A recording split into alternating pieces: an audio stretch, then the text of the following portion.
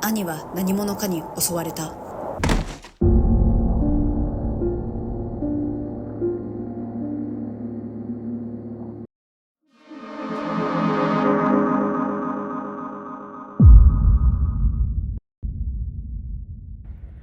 お母様、今、匠さんは意識がない状態で集中治療室にいます。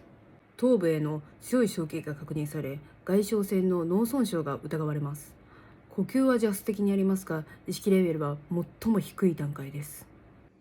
まだ詳細は不明ですが、何者かに襲われた形跡があります。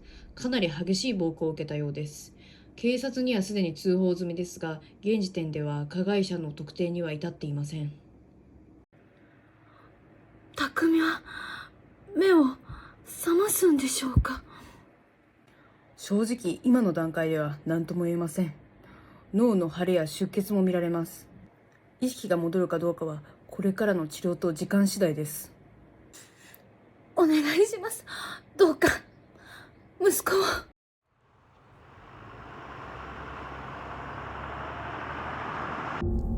1ヶ月を過ぎても兄は目を覚まさなかった。医師は遷延性意識障害だと告げた。回復の可能性はほとんどない。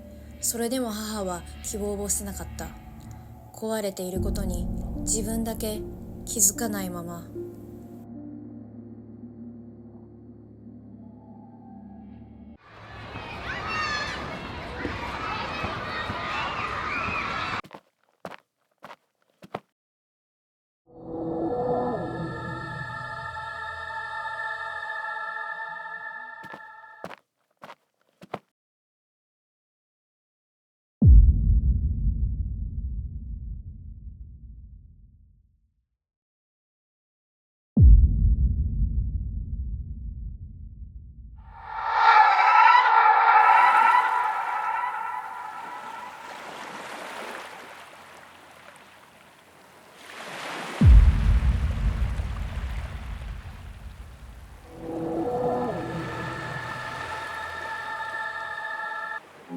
母はあの日から戻ってこなかった。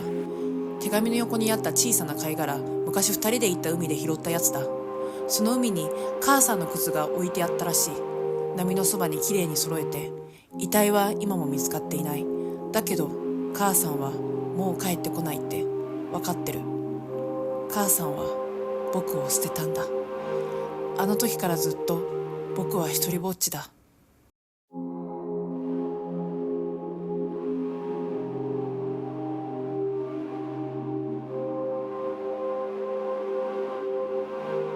目を覚ますと病院にいて正和という男がそこにいた。命を救ってくれたと心から喜んでいる顔だった。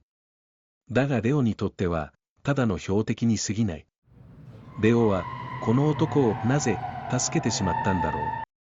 あの事件の真実をレオはただ知りたいだけなのに。この男はレオに家族がいないことをすでに知っていた。どうやら病院の口から耳にしたらしい。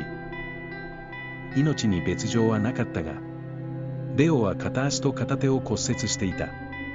だからこの男は退院後も遠慮なく頼ってくれと、助けてくれた恩くらい返させてほしいと言ったのだ。この男はあの事件を知っているはずだ。レオがあの事件で捕まった男の息子だとは知らずに。正和の言葉に従い、レオは退院後、その家に身を寄せることを決めた。だがそれは、疑念を抱えたままの選択だった。この男が、あの事件に関わっているのか。確かめるために。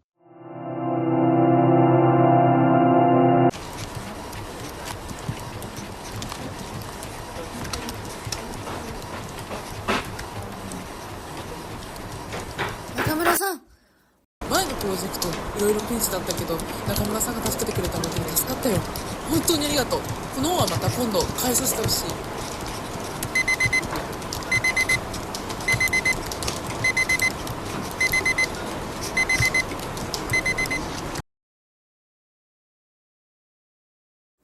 ゆめちゃん、よかったらこの後さ、一緒に飲みに行かない？花金だし。この子は、リコ。仲の良い同期。偶然、同じアパートの同じ階に住んでいた。だが、その彼女にどん底へ突き落とされることになるとは。この時の夢は、まだ知る由もなかった。じゃあゆめちゃん、じゃあねー。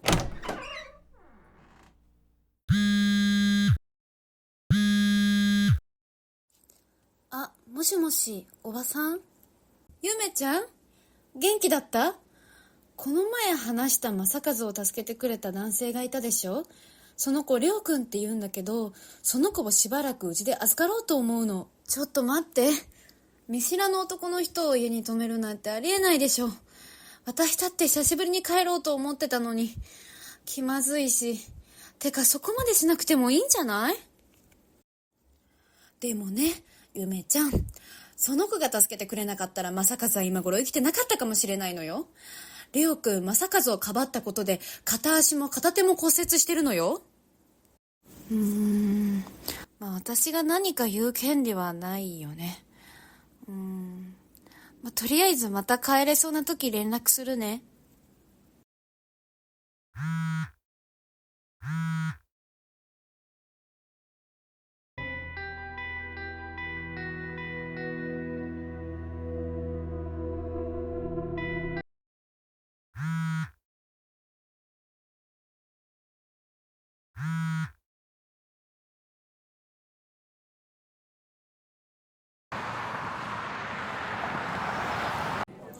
仕事疲れたね。ねえ。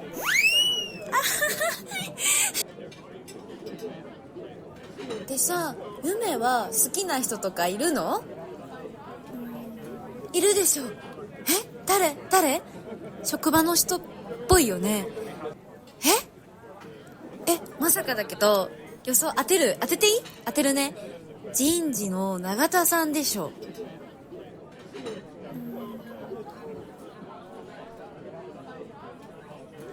やっぱそうなんだ。応援するね。マジで応援するね。初めて好きな人のことをリコに打ち明けた。応援してくれると信じていた。けれど、その彼女に裏切られるなんて、私はその時、想像すらしていなかった。